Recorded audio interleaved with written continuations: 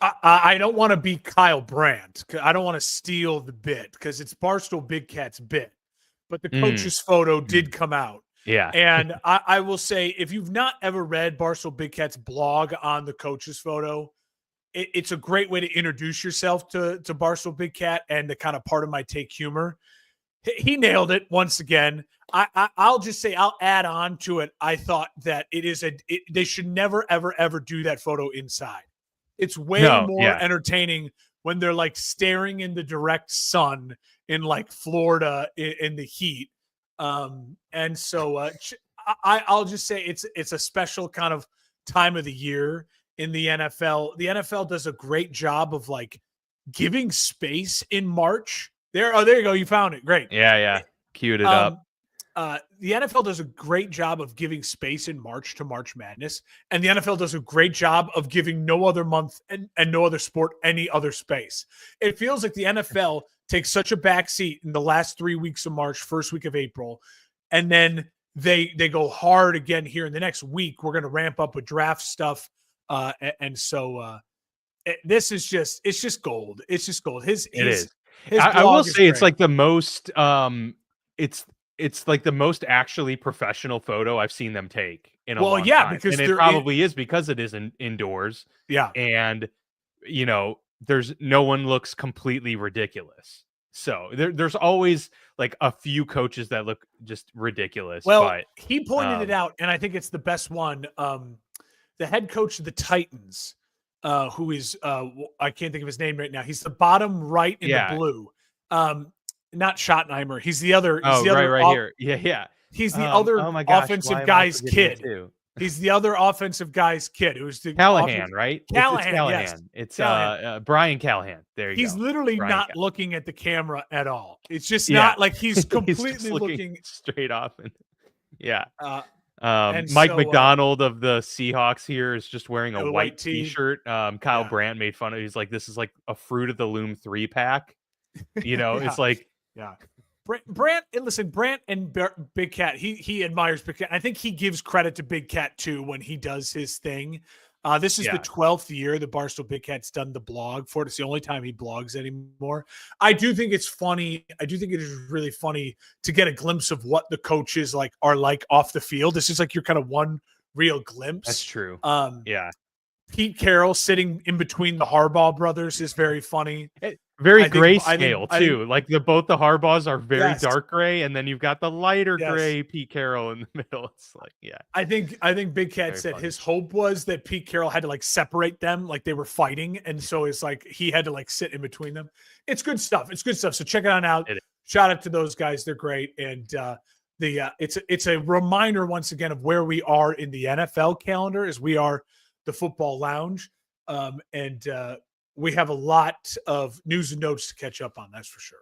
Yeah, it's been a couple weeks. I had my interview with Alex Kozora of Steelers Depot a couple weeks ago, and then obviously we took last week off. So it's been a few weeks for you, Mark, here on the show, which is exciting because we do have things to talk to, as you mentioned, and the annual NFL owners meetings just wrapped up in Florida with some new rules and other news coming out of the meetings there. So we'll get to that right now.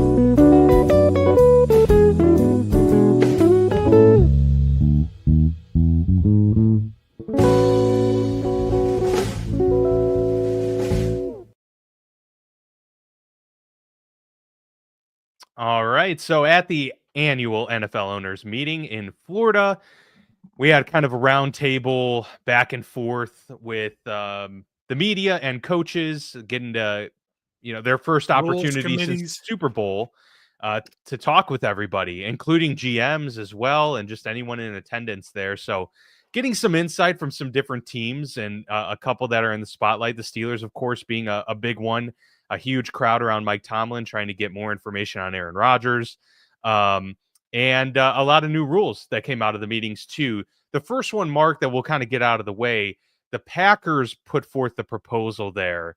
And for those who don't know, real quick, a slight tangent. The owners meetings are where the NFL competition committee gets together, where everyone can have discussions and vote on proposals for the upcoming season. It's not the only time they can bring up things for consideration later on in the year. But this is really a time where everybody's gathered together to discuss these things. The Packers put forth a proposal to ban the tush push.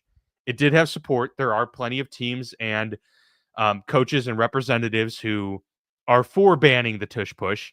But on the same, token, the Eagles and their cohort of supporters also have a lot on their side, pushing for it to remain. So what the NFL owners and the NFL committee decided was we are postponing this vote, and they're going to just kind of, stew on it for a little bit and decide at a later date. It can be brought up again in May for discussion, but that's where it sits right now.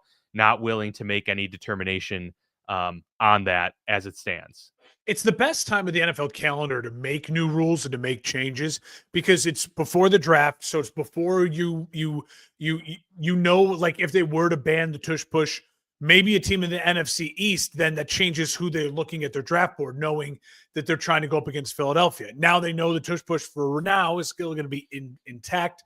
So maybe you see Washington get aggressive with a big defensive lineman earlier in the draft or something along those lines. Mm-hmm. And it also then it's before OTAs and all the training and offseason workouts, so coaches can start knowing what they have to implement and change and kind of scheme up for. I'm in favor of keeping the tush push.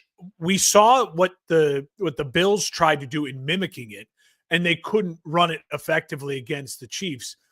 I think that, in my opinion, the tush push is something that is banning it is just only saying like it's not fair. It's like it seems so little kid on the playground pointing the fingers like that's not fair. That's not fair. You're bigger and stronger. It's like, well, yeah, that's what football is all about: being bigger and stronger and using your strength against your opponents. If the Eagles didn't win the Super Bowl this year, I don't think it would be as big of a deal. But I do think people look at it as like it's a secret weapon for a really, really good franchise that's at the top of the NFL ladder right now. And so I think that's probably why there was more support for it this year than there was last year when they tried to ban it. And we'll see how it goes. I'm in favor of keeping it. I think like anything, like the Wildcat when it first started, like the mobile quarterbacks 10 years ago when they really first started blowing up in the league, you just got to make adjustments, adjust. The Eagles aren't going to be great at it forever. Jalen Hurts will age. It's really the Jalen Hurts play. He's the one that makes it so special. And I would love to see a guy like Jalen Milroe. If he ends up in a good situation, he's got the tush push type body to where then it could become a weapon for another team. So Cam Newton was perfect for it. The Panthers really wish they figured this out how many years back. But yeah, no, I'm largely in agreement with you. The only thing I would say is I think some of the detractors have a point. The defense isn't allowed to do it. So the defense isn't allowed to push off of each other because that was part of the rules with the kick, the field goal kick unit. Yeah. So that is still banned. You're not allowed to push or launch yourself off of a defensive player in any way to create leverage. And the reason that was banned wasn't because it was effective. It was banned because it was unsafe. And it was very unsafe. It was dangerous for players, right? And I think that that's what is still being discussed about the tush push in and of itself. Is it safe? And is it fair? Not because someone's better at it, but is it fair because the defense isn't allowed to use that same type of leverage play with their side as you are on offense? So that much I understand. If they somehow can find maybe a happy medium there where the defense can, do that type of stuff. Yeah. I think people are worried then that's going to say, well, why can't we bring it back on the kickoff or on the kick unit then? If that's, we're allowed to do that in regulation. So I could see both sides of it to that degree, but I do think at the end of the day, we're talking about a sample size of I think they said somewhere around like the neighborhood of 60 plays a year compared to 50,000 plus actual football plays that are played during the course of a season. So in terms of sample size, you just don't have enough. You don't know how dangerous it is yet. I don't recall any specific big major moment where injuries someone got because really of hurt. just push. Yeah, I agree. Yeah, I mean, if anything, the quarterback sneaks have produced more injuries. We saw Mahomes recently a couple years back, right? He doesn't Um, quarterback sneak ever. He yeah. doesn't do it. So, that's all in play, but I think it makes sense. Like, this is something that if you're going to make the decision, you better not make it lightly. And so I'm all for them postponing it to say, I think we need to have more discussions about this and figure out exactly, why this is, Teams being put forth. teams that don't like it feel like teams without identities, right? Like the Green Bay Packers were the leaders of this. Well, they got absolutely manhandled by the Eagles in the playoff game. And if I were to ask you what's the identity of the Green Bay Packers, Right now, you don't know. I Yeah. don't know. I mean, they have Josh Jacobs, they have a run game, but they have a bunch of young wide receivers and a young quarterback. They have a solid defense, but I don't think of myself like, oh, the Green Bay Packers. When I think of the Minnesota Vikings, I think the wide receivers. They're going to beat you with explosive, incredible plays in the passing game because of those wide receivers. When I think of the Kansas City Chiefs, I think of 12 play drives, Mahomes just surgically dink dunk, dink dunk, dink dunk down the field, and then making huge turnovers on defense because of Chris Jones and the pressure they get with Karlaftis and Jones. So you know what I mean? But when I think of the Eagles, I think of tush push. They're the biggest, most physical team Just in the physical. NFL. Yeah. And so when you think of the Niners, you think of scheming. They're going to out scheme you. They're going to make something look like it's something and it be something completely different. I don't know what the Packers' identity is.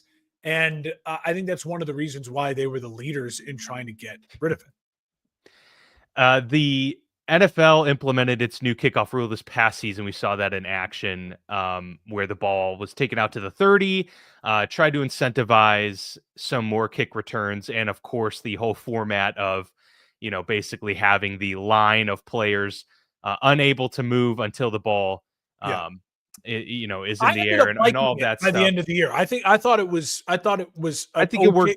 Yeah. Yeah, it was just fine. Like it didn't move the needle enough, and that's why I think they did what they did at the meetings the past couple of days, where they are saying, okay, we're taking what we did last year, we are making that now a permanent infrastructure of kickoffs. However, now we're changing the touchbacks to go to the 35 instead of the 30. Their hope here is to make it so that they find the perfect sweet spot to incentivize more kick returns, because they still didn't get enough kick returns last year that they were hoping for with this move. I think now with the touchbacks going to 35, a lot of kickers are going to be putting this one in play and really trying to get, units to earn it, And the kickoff, when you did see returns, you didn't see the giant hits because guys didn't have the running start like they used to have. Yeah. And so I think that's what makes it an exciting play again, is that you can actually visualize and scheme a little bit more as the return team. How do we want to attack this? Yeah, knowing there's going to be strategy. You have the advantage because they are you're the ones who's getting the ball and with forward momentum. I'll say this. I don't hate the fact that they're trying. Let's go to the 35. Let's just try something. Let's make another amendment to it. I like that they're willing to say, hey, this is permanent, but we're also going to make an amendment. That just, again, shows the flexibility of the NFL to try to do what they think is best for the game and for the league. And that's one of the reasons why we both love the NFL. And it also is going to put pressure on these kickers, because kickers had it so easy before this rule change over the last 5-6 years. Just boot it out of bounds. Just get it to the back of the end zone. That's all you have to do. And now you're going to ask these kickers, no, you have to accurately drop the ball in that landing zone, or else we're going to be pissed that your defense is going to hate you, and the head coach is going to be pissed off at you, and the special team coach is going to rip you a new one if you're letting them start at the 35. That is 10 yards and you're at midfield. That's 20 yards, and for some kickers, you're in field goal range. That is it's a big difference. It makes a big difference. I mean, think about it. If you get one first down in that situation, and then you have to punt, you're likely pinning them deep. Like it and then it affects the flow of the game and everything. So yeah, if you're the kicking team, and you hit it out of bounds, you better hope that your defense is able to get a 3 and out. Otherwise, that team is at least punting you and pinning you deep, or they're getting into field goal range with 2 first downs essentially. So no, that definitely does make a difference. And oh yeah, go ahead. We like scoring, we like points, and so having your offense start at the 35, yeah, that's a win too. And I like that you mentioned their willingness to adapt. This was a rule they could have easily not really addressed and run it back again for a year. They're already making billions and billions of dollars. The NFL is not hurting at all. And yet they constantly are in it. They're constantly tweaking and optimizing, trying to fine tune everything. And that is what makes them good. Like the best in anything is being able to adapt and not, clutch your pearls over certain things. That's why the MLB has taken forever to, get an inch or give an inch. But I love the torpedo bat. I love the torpedo bat. And I want it to stay. Cool. I want to stay. Yeah. Why not? See, like recently now, and they're seeing an uptick in fandom. Like they're leaning into their stars more. Yeah. They're promoting themselves better. They're creating events like the Field of Dreams game and stuff like that. And they're doing rule changes that impact. So it's good to see the NFL continue to do that. Overtime, another big one, Mark. The rules now are going to reflect what they've been in the postseason. For the last 3 or how long has the postseason overtime rule been in effect? I think this was the 4th year of it. Okay, I was gonna say it's been a few years for sure.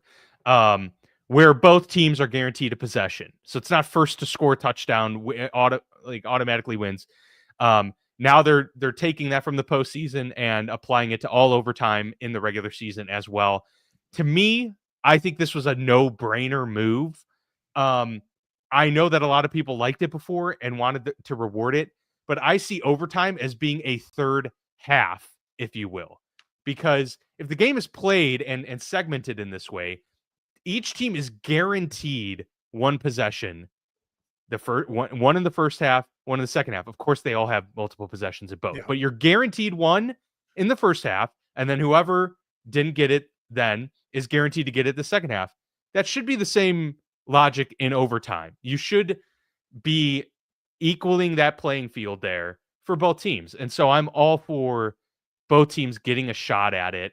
And now they did take it down from 15 minutes to 10. So they're saying, we'll give you both possessions, but you better have some urgency. Be aggressive. I like it. Yeah. So my thoughts on this on overtime. Because they have this rule already, I agree with you. It makes sense to just make it the rule, right? And I also like that they're cutting it to 10 minutes. That being said, I still hate the overtime rule overall. My goal, as I said on this show before, is that if you go to overtime, the away team gets the ball, first score wins. Because if you're a home team and you've got it to a tie, that should be an embarrassment. You're the home team. And if you're an away team and you've got to the point where this is a tie game, you deserve the right. You've played probably better than the home team. I've always of that mindset. Just give it to the away team. First to score wins. Just get the game over with. But because they're never going to do that, I like that they're keeping now regular season and postseason. It's consistent. It's 10 minutes. Be aggressive. Someone go score, and then other team go try to score, and then let's get this show on the road. Yeah, I mean, I initially was worried that it's going to prolong games and things like that, but the fact that they took it down from 15 to 10, I think that was a really good balancing of the two, and it's gonna create probably some more electric overtimes because people are either going to be needing to score really quick or they're going to be trying to play it safe and take more time off the clock, but then risk potentially not getting that first down or whatever it may be. So I think there's going to be some strategy involved with this as well. The NFL will now use the Sony Hawkeye virtual measurement system to measure ball placement and distance. So the chain gangs are no more, kind of. The chain gangs will still be there in a reserve role, ready to step in if the technology fails or if something happens.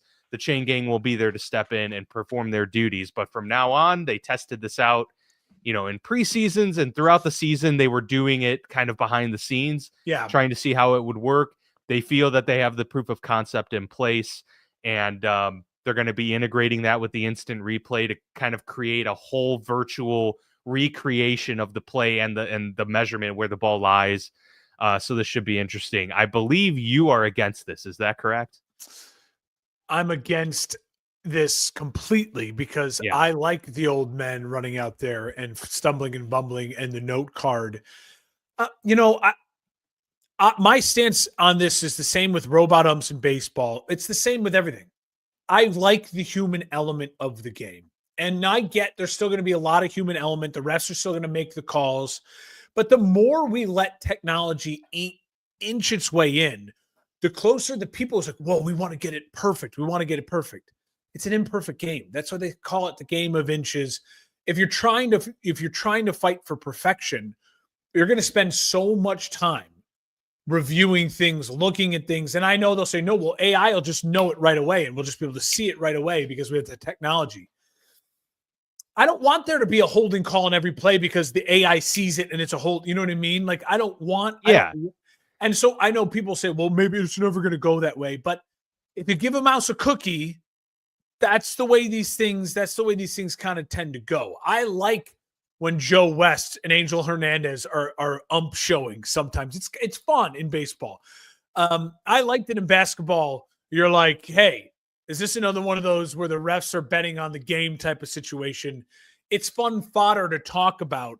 Dan, how many times have you had conversations with work colleagues where they know you as a football guy, as a sports person? I get this all the time as a guy who hosts this sports podcast, who does sports stuff for the TV station. The sales guys walk in, and the first thing they say after a big game is like, man, those refs, they rigged it. That's the generic water cooler talk for the guys who are uneducated in football, but like watching football, you know what I mean? And so, that's my soapbox on it. Listen, if they can get this right and get this aspect of it perfect, I'm okay with that, but let's not push it farther than that.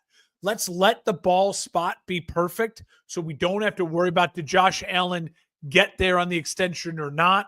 And then let's just leave the refs, though, to still make the calls when they need to make the calls.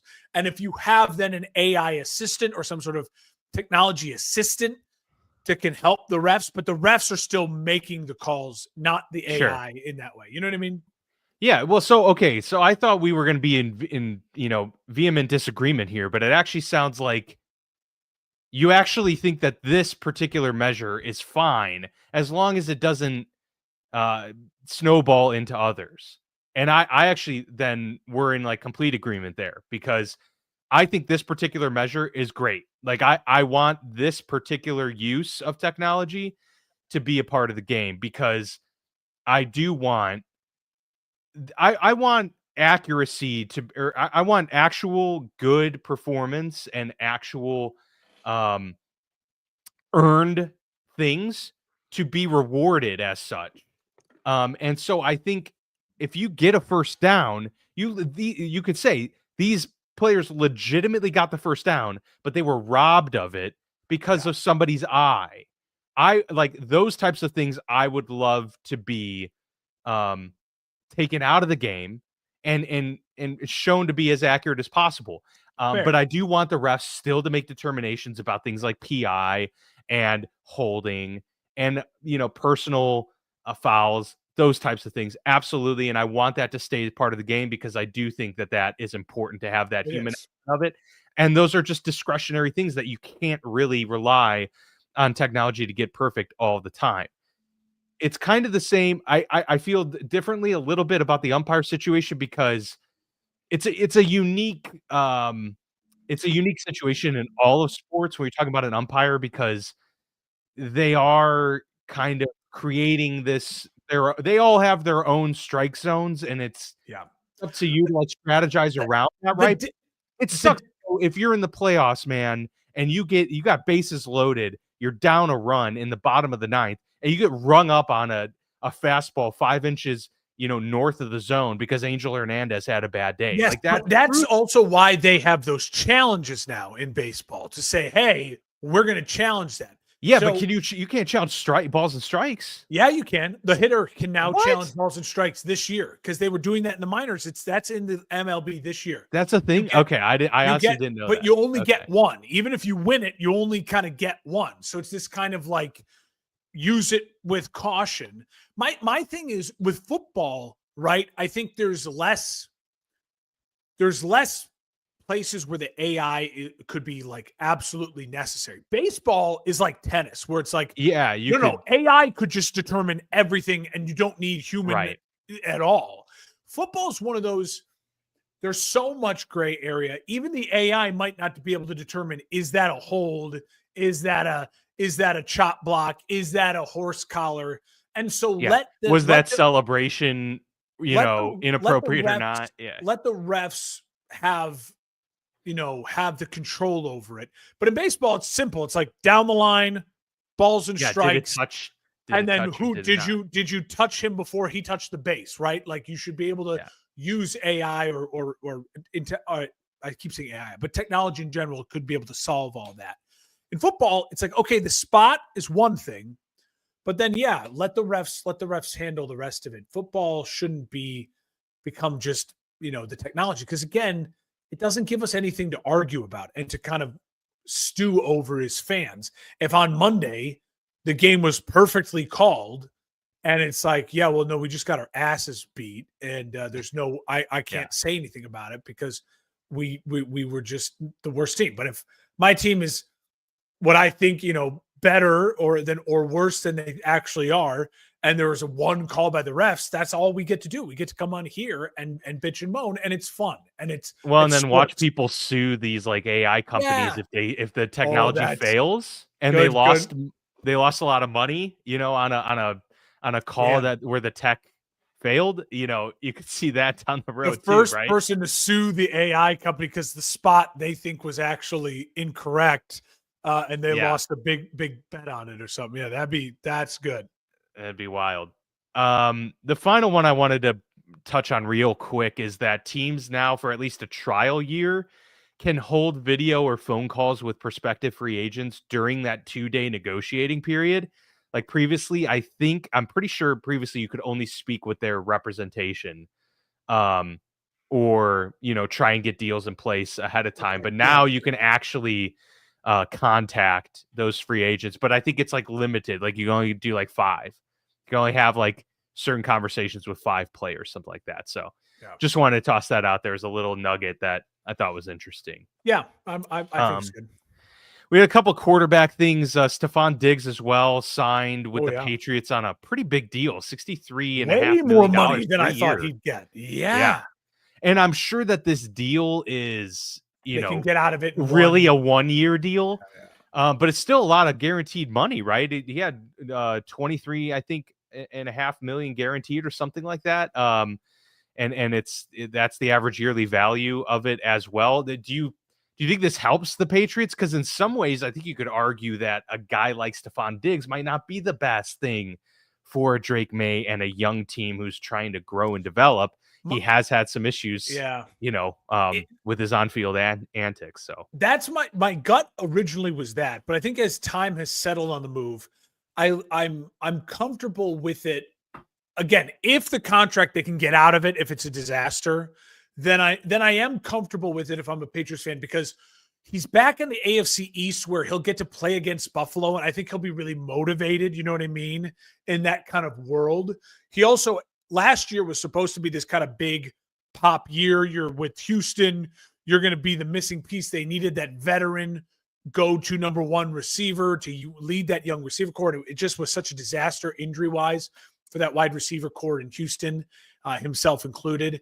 And so I think Vrabel is the key too, to where whatever Stefon Diggs thinks he can get away with, Mike Vrabel is a dog. Like he's a Dan Campbell.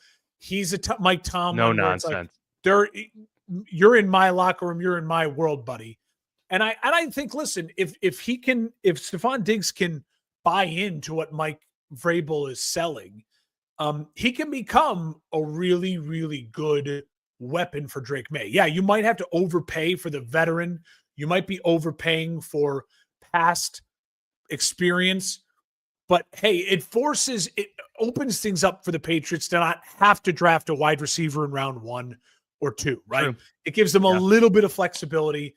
And if Stephon Diggs returns to what he was 2-3 years ago, for even just one season, if that helps build up the Drake May confidence to where they can compete for a wild card spot, then it's worth it, right? You can move on from him and then go get your wide receiver number 1 to pair with Drake May for the next 10 years.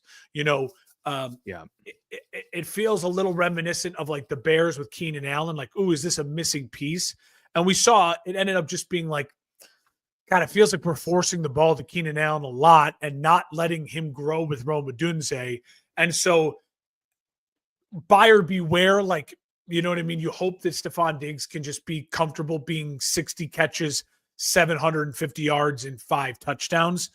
If he's comfortable in that role, because if his mindset's right, that role then could end up being 78 catches, 900 yards, and 8 or 9 touchdowns. You know what I mean? Right. But if he goes in there with the mindset, no, I'm 110 catches, 1,500 yards, and 12 touchdowns, then I worry a little bit about how it's all going to go down. But I have faith in Vrabel, and I think Pats fans should too. Yeah, no, I think that's a fair point. And the Patriots have a lot of draft capital coming up here at the end of the month. So we'll see what they do with that too. Let's get to some quarterback news. Russell Wilson and Jameis Winston signed to New York. Wilson, a $10.5 million guaranteed deal for 1 year. He can get up to $21.5 million with incentives. It's a 2-year deal, right? I believe Jameis is a 2-year. I don't know for sure, but I'm pretty sure that that is what that was. So an interesting move from the Giants. They do hold, the number 3 overall pick. So I doubt that this is going to stop them from taking a quarterback or change their draft plans in any way. But it was interesting to see that fit with Brian Daboll's offense for Russell Wilson there in New York, and to have Jameis Winston. They've got quite a different quarterback room than they had a year ago. That's for sure.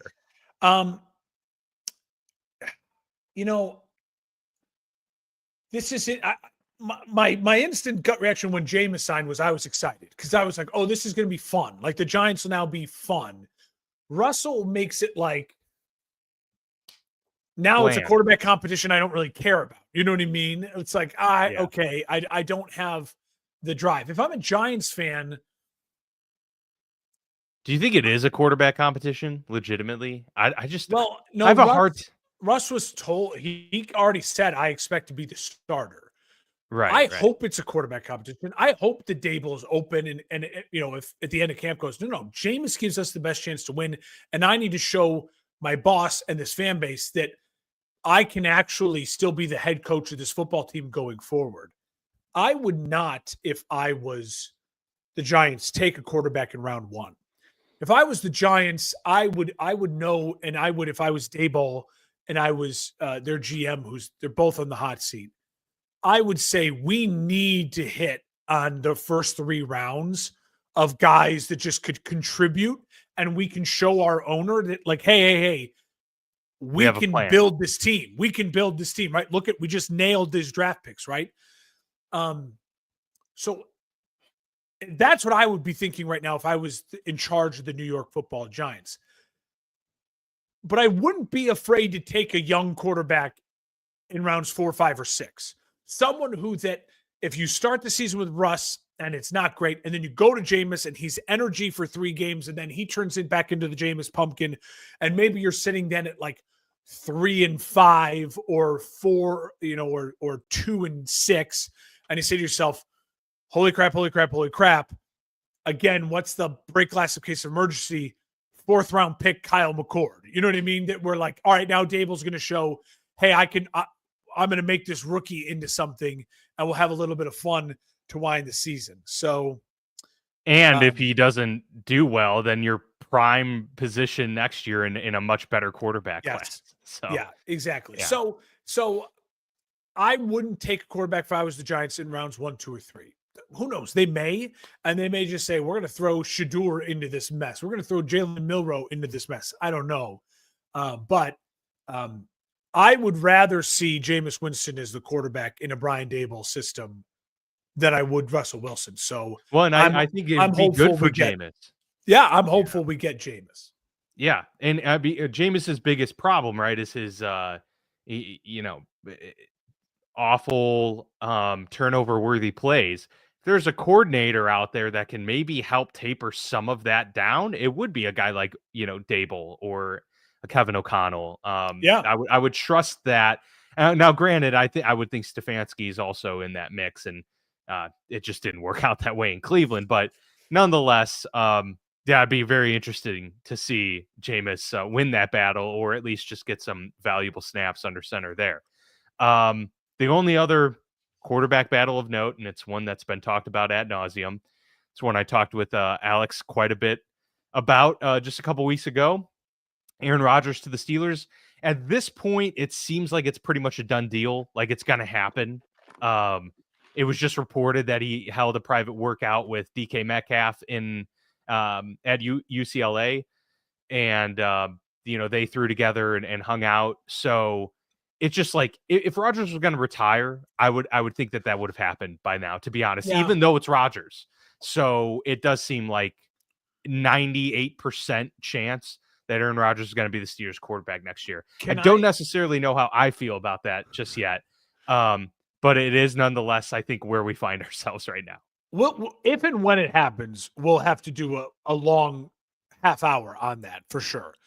I will say this. You say 98% sure. Can I give you what the 2% is? The 2% that is? Yeah.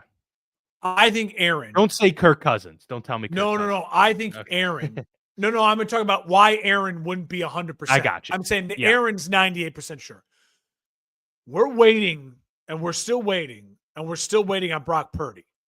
And what I've heard is that, and read, is that Brock Purdy wants north of 55. And the Niners are like, we're in the 40s here.